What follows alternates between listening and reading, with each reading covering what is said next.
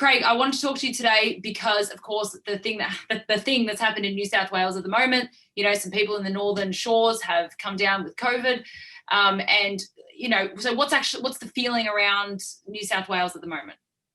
Well, I'm down in the Sutherland Shire, so the Northern Beach is the other end of Sydney. It's a good 90-minute drive through the traffic.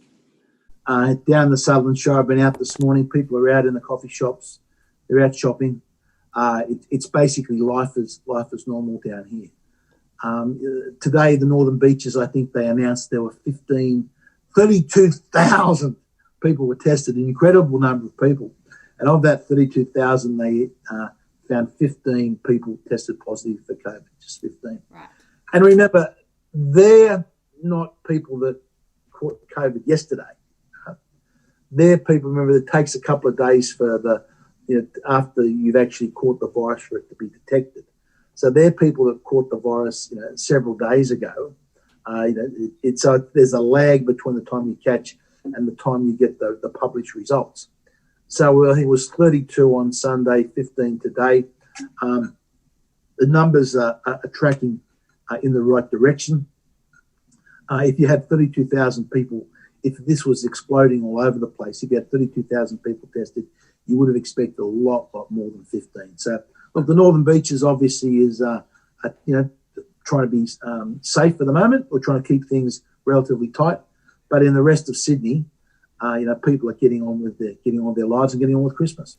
Well, however, as you say, it's not so much that if you want to go and travel in another state.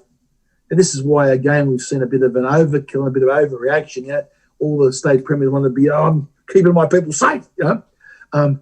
So if I'm down in southern Sydney, where there's southwest Sydney, where hasn't been an infection, and we're 90 minutes away, fair distance away, I'm banned from going to Victoria today. I couldn't go and travel in Victoria. I couldn't go back up to Queensland. This is I think, again, this is complete overkill and has a very, very significant cost. We always seem to forget about what the actual costs are, and we're just running this bill up on the national credit card, running the debt up, running the expenses off, causing a lot of hardship to a lot of people, which seems not to be counted. And the only thing that counts is how many infections were there. Based on PCR tests, which are undebatably questionable around the world. I mean, many countries have banned them, sent them back, don't buy them anymore. And so we're making these huge decisions that are affecting people's Christmas and their back pockets and their businesses on 15 positive tests that might be not right. So it's pretty disturbing. Well, not only that, we also don't know those 15 people that tested positive, we don't know actually how severe their illness is. Do they have a runny nose? Are they even asymptomatic? Are they elderly and have got to be put in intensive care? What's the demographic profile? They don't give us that information, do they?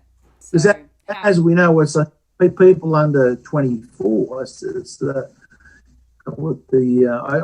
case. I think worldwide, it's something like a 99.99999% repeater, that you recover from COVID. That's right, yeah. And let's be clear, the effects on you coming to Victoria or for Victorians going to New South Wales and coming back, the forced quarantine and things like that, that's instated by Daniel Andrews, correct? Under our constitution, I think it's section 51, but don't quote me exactly, that lists what states are responsible for. Right? And one of those things is the health. So this is why you have all the country run by the states. So the South Australian government runs the South Australian hospitals. The Victorian government runs the Victorian hospitals. New South Wales is similar. And they make decisions about how they're going to run their hospitals. There's a little bit of federal oversight, but basically every decision is made, almost 90% of the decisions are made by the state level. A lot of the funding comes from the Commonwealth, but the states are the ones that actually make the decisions. The Commonwealth does the PBS and things like that, which lists drugs on the PBS. but it's up to the states as to how they run the health of the state. So those decisions about locking down borders and banning people from going, they are all made by the individual state premiers. See, I don't think most Victorians would be adverse to, you know, if you've come from the Northern Shores specifically, that you have to quarantine. I think that would be reasonable. But to becoming anywhere from New South Wales and quarantining for 14 days, which costs you $3,000, it's disproportionate. And also, you know, I think it's also so people to maybe come up here for Christmas, to spend Christmas with family, I would have to make the decision, well, do I rush back to Victoria to beat the deadline, right?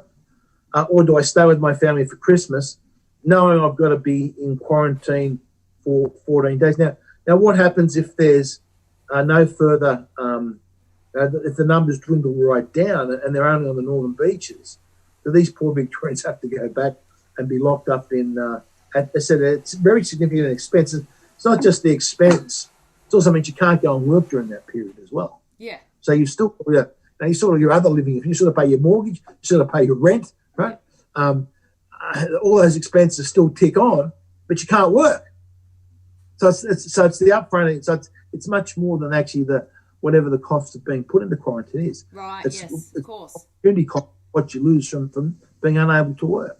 Yeah. And I mean, I don't know millions of people, but I already know 2 couples that are affected by this, and yes, they had to make that decision. Do I hurry back home or do I not? And one got stopped at the border and decided to come home, and the other one is stuck in Sydney now. And it's also not knowing what's going to happen. So what if the numbers go up and then they can't come back at all? And it's just like such a weight on people's shoulders, and just so much unknown. You know? And the thing is, I'm down here in Sutherland.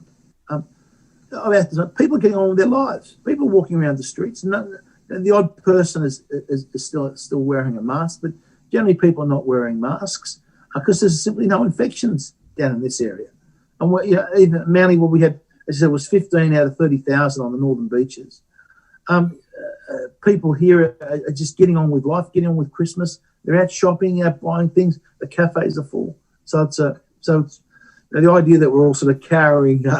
Sort of what happened in Victoria, where everyone was sort of bolted shut and the police were driving around with, like locking everyone up. What are you doing? What are you doing out on the streets? Sort of thing. That's certainly not happening here. The media, Craig, I think the media makes it sound like Sydney is freaking out, and I don't know if I'm just not reading the right media, but it sounds like it's this huge disaster. So it's really good to hear that actually people are fine and they're not going crazy. Remember. The media is about creating sensationalism to sell news, to sell newspapers, and to get eyeballs on things.